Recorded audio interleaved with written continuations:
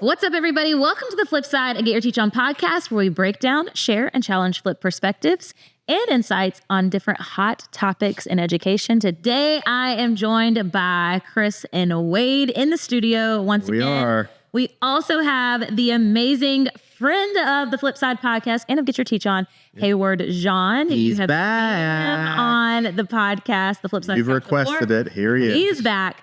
And today we are talking about the excuse mentality. So, excuses and accountability in education. Are we seeing too much of that or not enough when it comes to the accountability for the excuses that we often all tend to make? You know, if you go to a gym and you have a coach, they're going to hold you accountable for the excuses that you make when it comes to your diet, when it comes to your exercises. As leaders, as teachers, as colleagues, are we just letting these excuses fly, or are we holding one another accountable for how those excuses impact other people in our building, kids, parents, community, leaders, all the things? So excuses, this might get you rattled a little bit. You might feel a stirring in your spirit. By no means are we saying that we are perfect. You are looking at excuse makers when we all have our moments. But we have also learned that that gets us nowhere. So we're going to dive into that today. So let's check it out on the flip side. Right.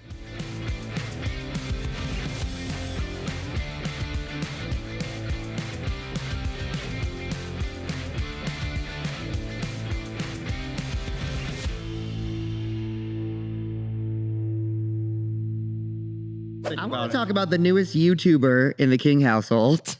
Maverick King has found a new love for being a YouTuber. Give him his own podcast. He has been filming videos with the assist of me, of course, and the stage uncle direction from behind the scenes.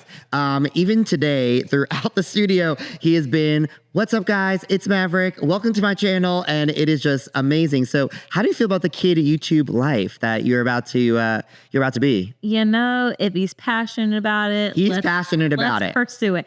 I mean, I think that there's a lot of kids right now that want to be YouTube stars. All the kids want to be YouTube stars. But they're not all as good as Maverick. Thank you to Dude Perfect and Ryan's World and all the things. And I promise you guys that we do other things than watch the iPad. Okay, we do monitor and manage screen time in our household. But you know, I think it's just.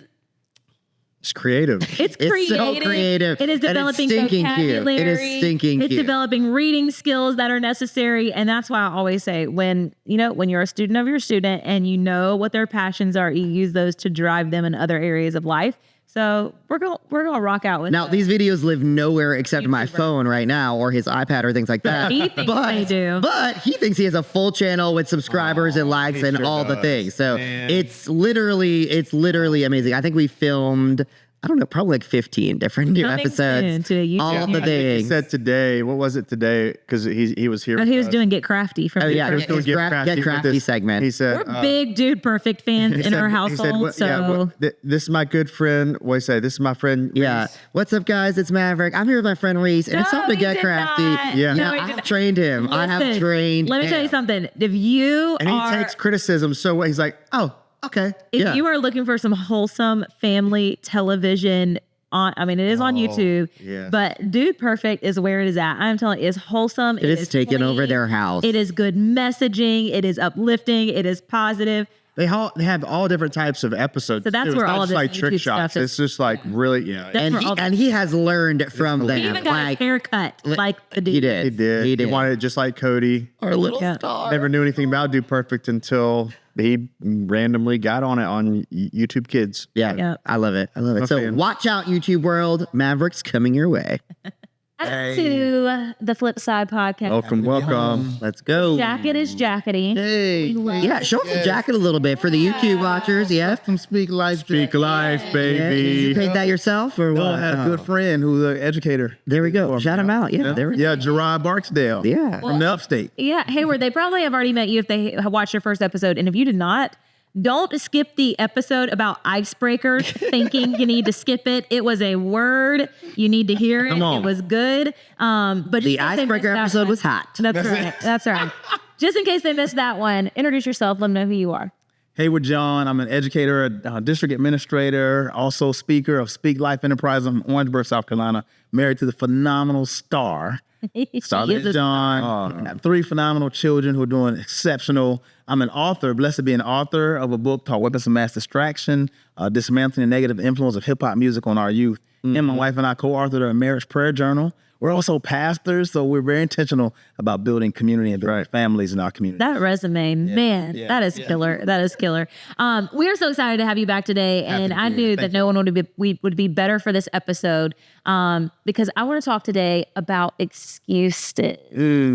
And it's not because we are not saying if you've ever made an excuse that you are a horrible, awful teacher, or if that you've made an excuse today, because the likelihood is that we've all made some kind of excuse today in our mind, whether we followed up on it, followed through with it. I was going to go for a run today, and I said, I'm just too tired. Either. So life enough happens, time. things happen, things get in the way. Life is not perfect. There will always be obstacles, things that we have to overcome. But the biggest thing that I want to talk about, because as we are looking at different angles, different sides, different aspects on this podcast, is just in general when it comes to, again, effectiveness, growth, acceleration in our schools, because obviously this is a nationwide issue that we are seeing. And so we are trying to attack some of the different things that might be attacking that progress that we're making with kids, with teachers. Also, we know that this profession, right now, teachers are running from this profession faster than they're running to it.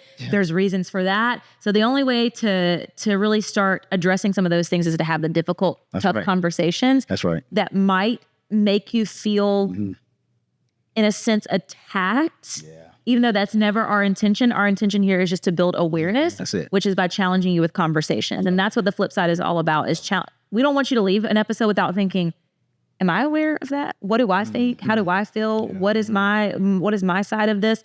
So that's what it's all about. So just in general, I want to start with, we're going to talk the past 5 years, because I think it's been an interesting time in education. Say that again. Okay. So we're not going to look at the past 25, 30 years. Okay, we don't have time for all that. I'm glad we're on the couch. Right. I know it.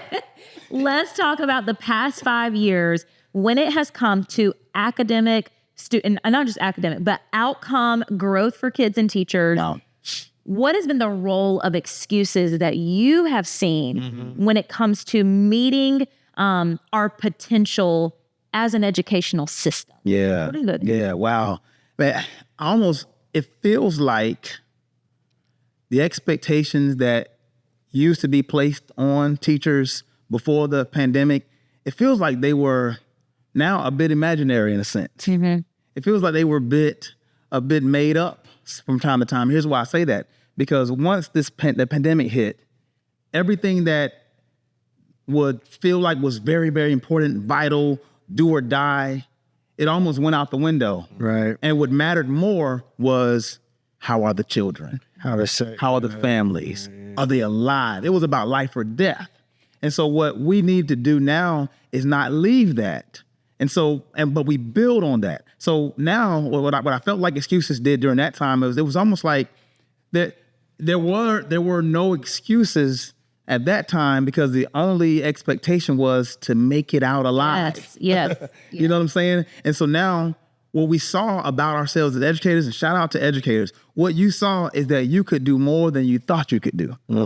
You saw that you had more in you than you realized. Completely. You were using muscles you didn't even know you had during that time. And so what it should have done was, what I felt like that time did, and again, heart goes out to those who suffered losses and this went through the trauma. But here's what it did for people who were able to make it out.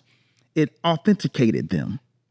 It made them sure about what they do. It weeded out those who couldn't hack it. It weeded out those who weren't ready to handle it, because it made them realize that what was I really in it for? So what I think it did was it purified your purpose. Now we can talk about expectations, because what's supposed to happen once you've been authenticated, what's supposed to happen is you're supposed to now be in it for the right motives. The sad thing about what happened post-pandemic was leaders went back to doing what they did before the pandemic. And then when you do that, then you make room for people to make excuses, because it reminds them again of the person that they used to be, which when realizing during the pandemic, they were somebody they never thought they could be. Wow. So now we have to get to a place where we now get back to what do we have in common? So we're back on community again. Common unity. In order to have expectations, there should be some agreed upon beliefs and values. Simon Sinek it's a book called The Infinite Game. Huge. This book talks about how oftentimes in professional world, corporate world, or even education, they don't say this, but in education, we always talk about winning. I mean, look about report cards. Like the best school, you got this report card. You're the greatest, you're the greatest, you're the greatest. And we're competing with each other. But really, education is an infinite game. There is really no end to it. So why are we competing with each other with metrics that have not been agreed upon across states? Y'all been to my community. Right. I've walked in my schools. Our expectations for bringing our children up are a little bit different than other places. Correct. And so what have we agreed upon? And so I believe every community has to have agreed upon expectations. Once you have those expectations, now you got to measure, you got to determine what you have. What do you bring to the table? And then what can we do to stretch you to help you reach the expectations that's going to grow students and grow colleagues? Good. Okay. I was just going to kind of do a deep dive because I think it's important for all of us to do this. Let's do it. And this can be about humans, this can be about teachers specifically, but I think one of the biggest things that I have to do personally, so maybe I'll just start from a personal level, is when I find myself making excuses because I make many. I don't have enough time. I didn't have enough time to get to that and do that today for me or whatever it may be, is really get to the heart of why am I making this excuse? Right. So right now, I mean, the state of education is tough. Yeah. Like none of us are ever going to shy away from that truth. It's always been tough. It's always. You're talking about educating humans. It's always been tough. It's a different tough. It is. Now because there's been different challenges that are new challenges that we weren't ready for, prepared for. There's been a lot of shifts.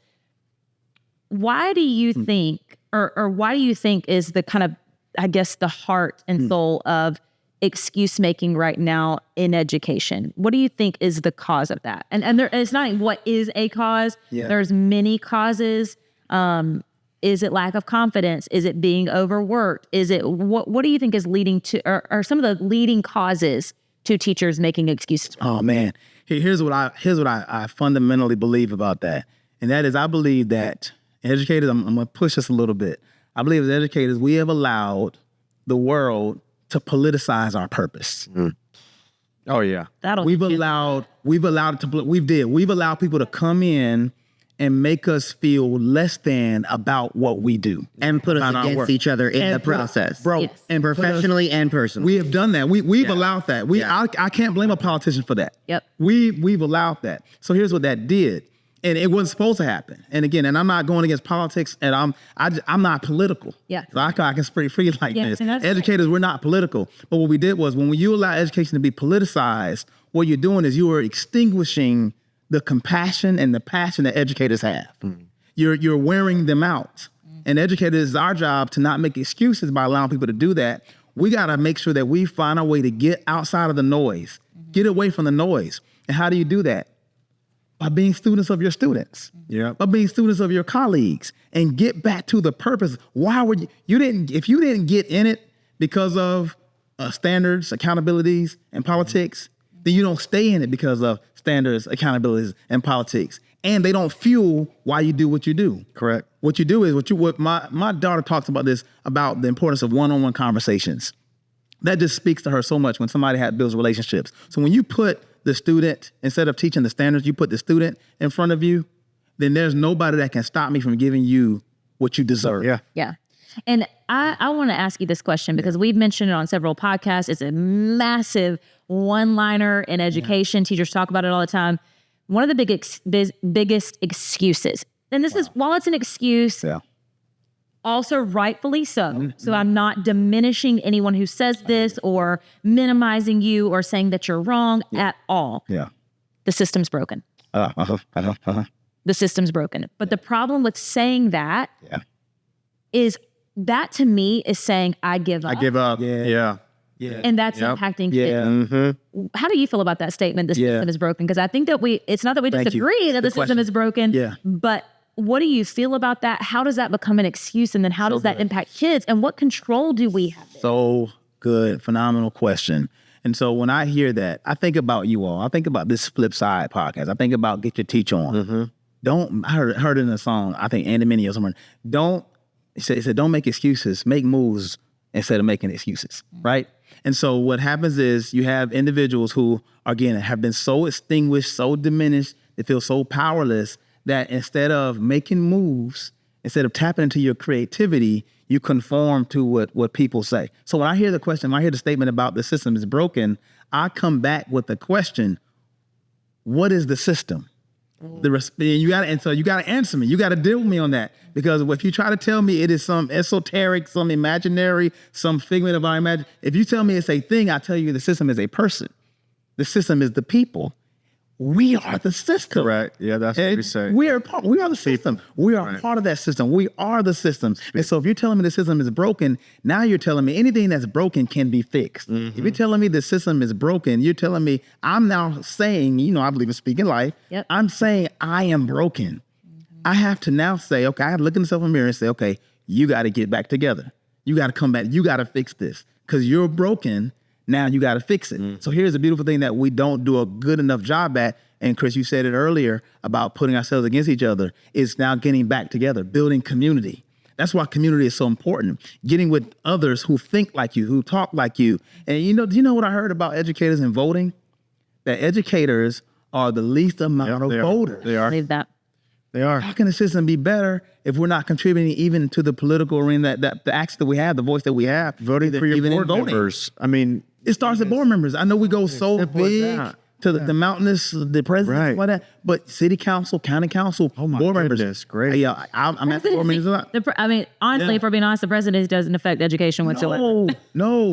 And see, I'm at board members all the time, and there are very few educators in board meetings. Right. And so it's about now educating yourself. So you can't make excuses if you're not doing enough or learning enough to make yourself more aware enough so you can add to the conversation and be a contributor as well. And I think just saying the system is broken closes the door. It's like, oh, that's my answers to that, and now I'm going to move on to something else. But I also think, going back to the aspect of COVID, I think that's also an excuse that although it transformed education and it did not look the same after, that is we have these gaps because of the pandemic, or since the pandemic, the behaviors have done this, or since that is just giving a name to something that really has always been there. And yes, things look different now, but these are problems that we have seen way before 2020. 4 or 5 years ago now. Now we have a hook to hang the hat on. Because And now we have 2025, and we're still hanging on to that, where yes, we're seeing the results of that, but the kindergarten, first grade, second grade,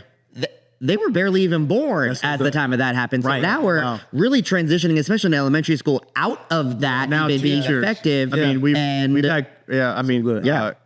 we have people part of our Get Your Teach On team who started teaching right after COVID. And people who are going to be guests on this podcast that we value, that have taught after COVID. So it's not even a thing with that. And so if we're putting that on them, then that's not fair to them either. It's not. Yeah. If we give up, then we're giving up on our students. Correct. If we give up, then we're saying that there is no chance. They're saying there is no hope. And so I want to shout out to the teachers, because there are educators who are doing it, who are doing more than their share. That's why I love that y'all are doing this, because let's be real, all teachers are not equal. That's right. What you're doing in your classroom and giving 150% is not what somebody next door to you is doing. That they might be giving 30% and they could give more. Yeah. And so going to school is not the same for everybody. It's no different than the person who believes that they need to improve their physical fitness. That's true. And so they go to the gym, and they tell everybody to go to the gym, and we applaud them. But you can go to the gym and not get on the treadmill. Correct. You can go to the gym and not get in the work. So there are a lot of people that's There, going. actually. There are a lot of people that You can still take a selfie in the mirror. that's what I'm saying. That's what I'm saying. You can still do the selfie. You can still everybody. And we're going to tell them, we're going to say, you're a teacher, you're an educator, you're working hard. But in actuality, you're not giving what you can. Yeah. And so that's what we have to do, is we can't make excuses for not giving what we can and not doing what we can do. Well, I think a lot of it starts with the leadership too. You've got to speak that into your teachers. love that. You got to live by that. And Well, that's great, because that was my next question. What about the excuse? Yeah. My leader isn't a good leader. My leader doesn't support me. And we hear that all the time in schools, where it's I'm not going to own the accountability myself, and it is always often either the leader or the kids. Yeah. The kids did this, the leader did that. The kids did this, my leader did, my principal doesn't do this, my kids did this, or the kids I have. It's always kind of a blame on one of the two, I feel like. And that's not being action oriented, like you said, to kind of make that next step forward. So what would you say to both those? Man, I heard something, I think Ferroni, shout out to our bro Ferroni. He said about sometimes educators or students are learning in spite of instead of inspired by. And so there are some people that, and I hate that you have to do this, but again, how hungry are you? How bad do you want to be successful? How much do you want to see these children grow? Sometimes you're going to be growing in spite of your leader instead of being inspired by your leader. That can happen. That's okay. But here's the thing. Here's why there's no excuses. There's too much content out there for you to grow yourself. Thank you. It's too much content. Again, this podcast, the workshops, to get your teacher on regional, the national conferences, the podcasts, all the necessary textbooks and learning. There's so many educational content out there for you to grow that fits who you are and where you are. You got to search for it. You got to do exactly what you want your students to do. You got to reach. Yeah. You got to grow. And you got to reach for the right thing. You got to reach for the right thing. Come on, man. If you want to do better, you look for things that inspire you or motivate you or feed you. That's exactly right. To be better, to do better, to speak life. Yeah. Like if you're miserable and you're tired or you're exhausted and you're trying to make excuses, you don't fill your mind with them. Yeah. Because that's what if you consume it, that's what you do. Yeah. Okay. Yeah. Well, if we can't blame the system. So good. And we can't blame the leader. Yeah. It's got to be the parents. Parents these days do not parent like parents once did. That's like they once did. I know. We hear this a lot. And granted, not every group of children can be like the Jean clan. And man, if that were the case, we could take over the world. I'm telling you, okay? The system would then be fixed. Right. The system would be solved. That problem solved. But that is the next excuse we hear is there's nothing I can do in my classroom because parents do not. Parents do not. And again, please note, I am never saying all by any means. 100%. I'm just saying the patterns of excuses that we hear from people in communities. So what about that? You have to. This is an equity podcast in a sense because you can't speak to just what's going right and not address what's not. So I'm glad you said that. I'm glad you phrased that. But when it comes to parents and them making that excuse as well, I will say to this. Well, when it comes to working with students, I'm spending more time with my students than I am with the parents, for one. So the parents are the ones who are going to be taught by me through the students. But here's a big thing about that. When it comes to parents, and you're saying that, what about the parents, what about the parents? Here's what I believe about truth. Here's what I believe about powerful education. And I know they say, well, when you teach them one thing, they go home, and sometimes it's taken out of them. Not true. A truth, have you ever seen concrete that has been like basketball courts has been abandoned?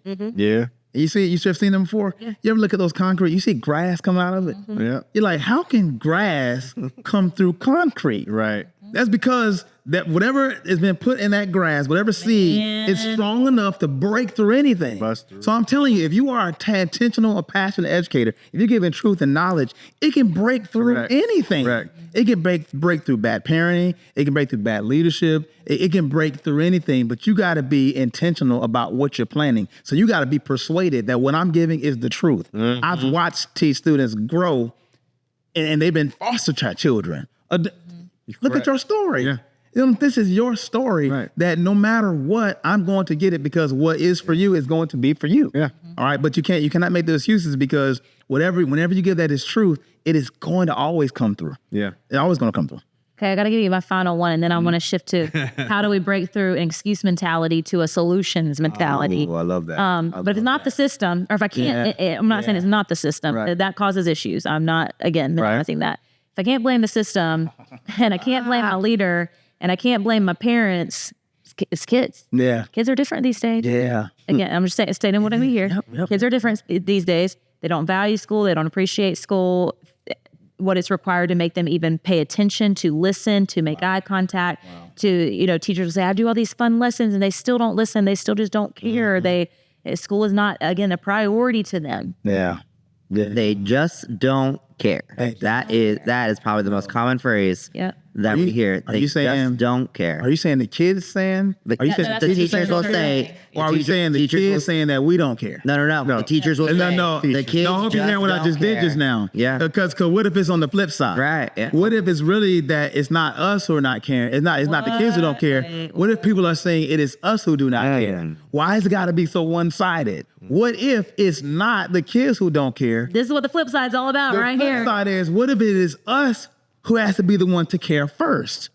That is what it is. It is not take the care. Maybe you care, but you got to bump it up to an extreme level of like backup repair here at this point. You got to, and here's why I say that. So I, as an administrator, I never wanted to be an administrator that was away from kids. Yeah, that was intentional for me. So I have a mentoring program that I do every other Thursday into a community where they felt like nobody sees them, nobody watches them, and so I every other Thursday I spend 25 kids and just pour into them.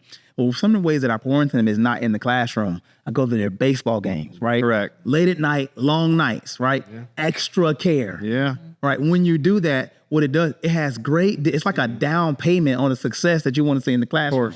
Because it pays great dividends. Because now they want to learn because you just showed me that you care. And what it did was it actually made me care. Right. And so it's not, we can't look to them. And so one of the greatest ways that I say this is not something you can learn at a professional development. In order to take that excuse away about the kids not caring, you get back to this fundamental principle that works in any arena, professional, personal, and that is serving. Yeah. Servants first. Servants first. Yep. Just taking time to serve you. How can I help you? Not just what can I teach you? How can I help you? Mm-hmm. And if I'm helping you through a teaching mentality, then that's how I'm helping you. Mm-hmm. When I was a teacher, I had a can where I put popsicle sticks, and I put every child's name on a popsicle stick. Why? Because you can't let a kid be hide. You got to make sure every kid is seen. Yeah. Because you can't serve who you cannot see. You got to make sure you are aware of them. Right. And so in that cup, every day I would pull 4 names out of the cup every day.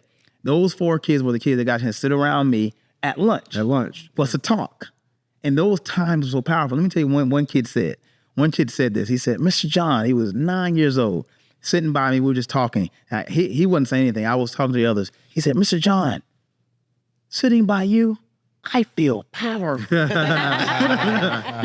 I'm saying that to say same buddy. So I'm saying that when you are around them, your presence, it pours into them. Yeah. Playing basketball with them, get from under. I'm going on this one now. Yeah, go. Get from under the tree at the playground. Correct. Watch them. Yeah, get out. Play recess. Mm-hmm. Get involved in those conversations. Listen to what they're saying to each other. Yeah. Walk around. Throw the ball with them. You don't know how much that's going to grow your test scores. All right, that's buzzword. True. Yeah. If you show them that you care about the small things, so it's serving. Got to have a service mentality. It's so interesting because I do this activity when we do workshops with teachers, and one of the activities is what I call plate of priorities, and I have them write down everything that is taking time, energy, attention every day in the role they play as educator. Do you want to know what the number one thing that people say to me immediately that takes the most amount of their time? What? Classroom management. Do you want to know what I see the least actually written down on these wheels? Relationships. Mm-hmm. So I think that shows the mindset is that we're thinking of all of the things that kids are doing wrong. Right. Versus what are we doing to establish those 100%. Connections. And then I'll even have them, take it a little bit further where I'll ask them, did you write relationships down? And then I'll see pencils right. Yeah. That's scary to me, number one, that when I'm asking you, what are your biggest time stamps? What are you giving the most attention and effort to? That relationships is not the first thing. Well, now I know why you have classroom management issues, number one. Yeah. But then I have them say, repeat after me, relationships are important. And they'll say, relationships are important. And I'll say, relationships are the foundation of every school and classroom. Relationships are the foundation of every school and classroom. And then I'll say, without relationships, you've got nothing. And they'll repeat that. And then I'll say, do you believe it? Yes. Do you practice it? Wow. And that's the biggest difference is I think that a lot of times, and this is not to knock because we are all right there with you as human beings, as educators, as parents. We are saying this is important. Yeah. We are saying relationships, but relationships cannot develop without time. Come on. And so if you are not giving time to that service to build that connection, we can't be questioning why we don't have connections. We can't be questioning why we don't have relationships. If you also in the flip side of that, if you are not giving time to yourself and time to serve yourself, you are showing up with your cup empty, which means don't you do your best parenting when your cup's empty. No, not at all. I don't either. I want to bite his head off and pinch his head. Thank you for that honesty. Come on. You know? Yeah. If we can't build relationships when we're exhausted. No. We can't build relationships when we're empty. That cannot happen. Yeah. And so I think a lot of times our mentality, because teachers are tired right now. We are. It's hard. It's always been hard. It's a different hard. It's a new hard. However you want to swing it, it's hard. But lately, it's been easier to place blame on things, which also takes time. Right.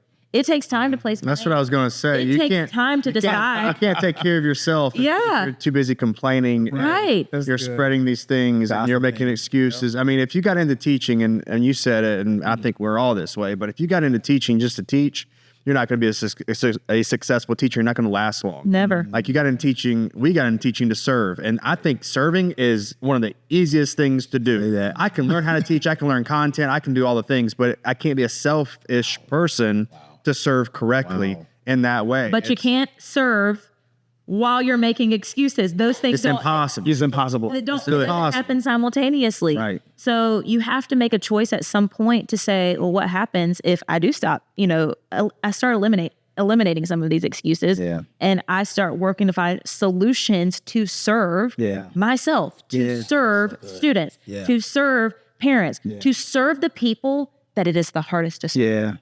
Because when you serve the people that is the hardest to serve, you will see the biggest outcomes.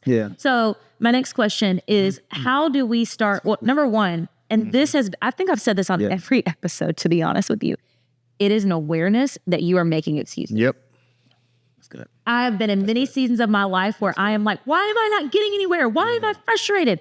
Well, I needed time to sit with myself, do a life evaluation, and say, girl, what's going on? What? I mean, my physical health has been something for it. That's always the first thing that comes to me. Because I work so hard at it, but also I'm like, why am I not getting anywhere? Well, I've got to sit down with myself and I've got to be honest about what excuses are standing in my way of progress. And so I think that awareness is huge. And I think there's so many people that, again, when we get so exhausted, we lack awareness. We just have to sit. We have to sit in the feelings. And by sitting and saying, oh my gosh, I'm making excuses, I hope that people see that that doesn't have to just mean that you're shaming yourself or making yourself feel guilty. That's freeing. That's empowering. That is literally ripping off your chains and saying, now I can move. Now I can make moves. So how do we shift? Once we say, because again, you can't do anything unless you're aware that you're making excuses. So if you're like, not me, you're going to stay the same exact person that you are right now. You're not going to grow much. But when you can say, yeah, me. How do we then shift from the awareness to making moves? And because this is one of the hardest things you're going to do. That's good. Because you have built a habit of making excuses.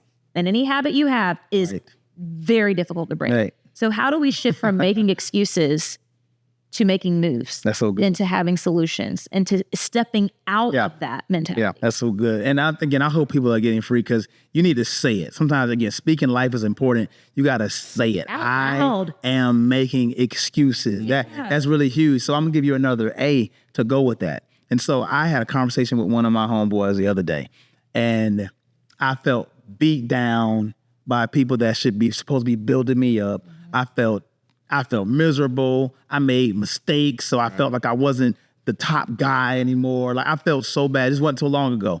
And then right at that moment, one of my best friends called me. Usually when they call me, I'm giving them speed live, let's go. And I tried, but I couldn't. So I hear you. I tried, but I couldn't. I wanted to give the speed life guy and I couldn't.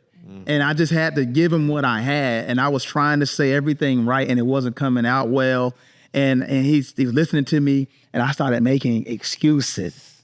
And my friend didn't get along with me. He didn't go along and get along. He all but told me, "You sound like a hypocrite." I was like, I wanted to hang up on him. Seriously, I wanted to hang up on him. I was like, hold on now. Like, I'm telling you something that is real. Like this could be better if it wasn't for blah, blah, blah, blah, blah. He's like, hey, and his IC so smooth. He said, you got to live what you speak. Yeah, kind of. He said it so smooth. I was so mad. He didn't realize how the student teaches the teacher. You feel me? You feel me? So at that moment, I said, wow. And when we hung up, I looked within myself and I said, I am making excuses. I am sounding like somebody that's not aligned with what I. So then what I started doing was so huge. You said it. I started feeding myself truth. Yeah. I did. I started feeding myself knowledge, feeding myself in the stuff that I knew was going to grow me. And I started feeling myself come alive again. So I tell you that to say that in order to move from this person making excuses to making moves, the other A is you need an accountability partner. That is huge. You got to. Physical trainers, like you didn't get to where you are in that world you're in without having people around you that push you to your limit. You can give more. You can give more. And then you give your more. Give me some more. Correct. You're not done. There's more in you. You need somebody hopefully this is doing that for you that's listening. You need somebody telling you there's more in you. You can do it. Yes, you can. Yes, shut up. Yes, you can. Yeah. You need somebody in you that's safe enough to tell you that you're not where you need to be. Correct. You can come up. And listen, there is a difference. Choose your friends wisely. And listen, your accountability partner might be your friend. So choose your accountability partner. I love it. There is a difference between validating feelings and validating excuses. Correct. I can validate your feelings all day long and say, I know you're frustrated. Right. That's so good. I hear you. That's huge. Right? That's huge. But also, I'm not going to validate your excuses because I know by allowing you to make excuses, you're never going to pull yourself out of it. That's right. Or whatever narrative you told yourself. Come on. And so I think that, that's something we can all be better at as friends, as accountability partners, is to recognize, because people do feel things and we are not trying to minimize. No, there's nothing wrong with that. Nope. That's what it is. Feelings are very valid, whether you are angry, mad, happy, sad, frustrated. I don't care what it is. I can validate your feelings, but that does not mean, honestly, as an accountability partner, I will never validate your excuses. Hope, feelings tell you where the pain is. Yeah. Feelings tell you where the issue is, so you can address it. So if I'm hurting here, then I have to go there and find out what's causing the hurt. Yeah. So you're supposed to, that's why God gave us feelings, so we can know, all right, where is it hurting? Yep. Why is it hurting? And now you got to move to solutions. How do we fix it? Yeah. If I only stay at, it's hurting, the problem gets worse. Yeah. Live there. And now I can't walk anymore. Digging deeper, and it keeps digging, and now it affects other parts of my life. Yeah. Now it affects my family. It affects people around me. It affects my students because I didn't address the feelings. Yeah. And then I didn't address the hurt, the pain, the issue. Yeah. Then I didn't work to get rid of it. Then you're lost. And you need help. You're lost in it because then it goes into other avenues. You don't even know why you're upset in the first place. Or if you're saying nothing's wrong, nothing's wrong. That right there is, to me, an excuse. It is. I agree. It's just an excuse for you to not have to, again, go there and figure out what it is that you're feeling. Yeah. And again, it's a cycle. It's just, you're going to continue to go in this circle without ever seeing a different outcome. So good. So I think that's incredibly powerful when the accountability partner, if you do not have one, whether it is someone close in your inner circle, someone in your school building, someone outside of your school building, someone across the country, again, that is, that you can take a look at that. And you're going to see what success you're going to have based on who you're surrounding yourself with and who your accountability partner. And I will say, be careful about this. Be careful about just widely casting that net on, social media posts like, tell me some great things about myself. Like, what do you say about me? Just throwing it out there. Just be careful about opening yourself up to anybody who can poke holes at you. Yep. Because I'm telling you, people get so depressed on social media because, one, they compare themselves to other people, but two, everybody gets to criticize and judge you and hold you accountable. You need somebody who knows you, who loves you. So just think about the people you are around a lot that love you for who you are.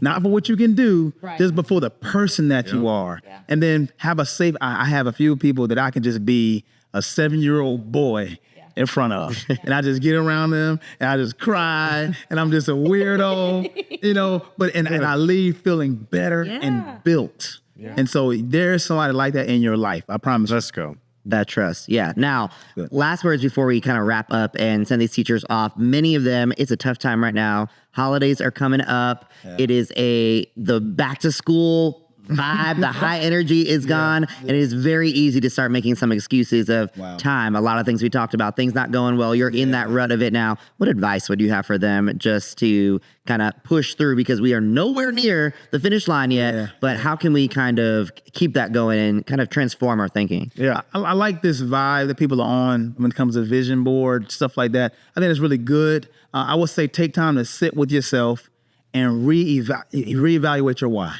Okay. Go back to that place. Go back to why you are doing what you're doing. And then I want you to do an assessment of your daily practices, your activities, your conversations, your bank accounts, your time, and ask yourself, is everything that I'm a part of, does it line up with my why? Yeah. And just start taking things apart. Start looking at that and saying, okay, there's something I'm doing that could be drained, because sometimes we're drained.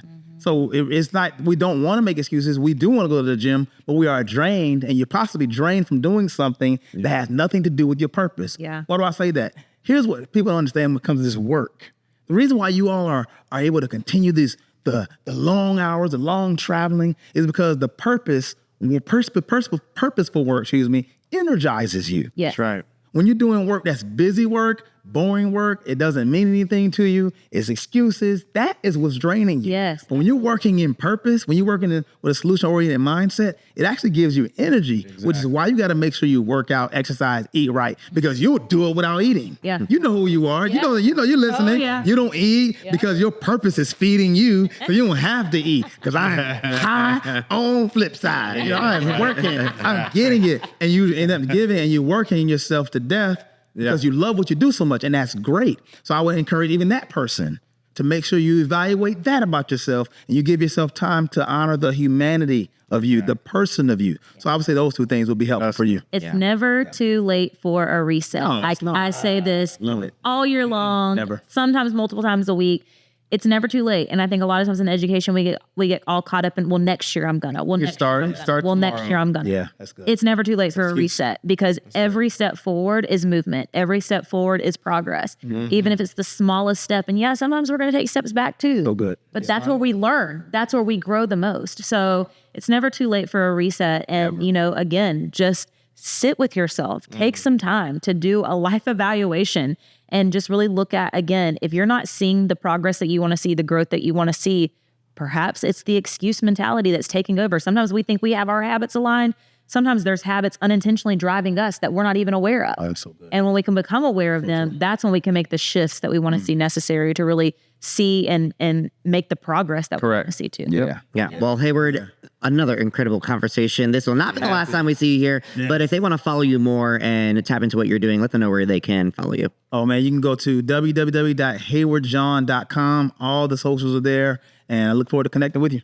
Awesome. Thank you so much, Hayward. Thank you for tuning in for another episode of The Flip Side. You can catch a new episode every Monday on YouTube or your favorite streaming service. But until then, we'll catch you on The Flip Side. Bye, everybody.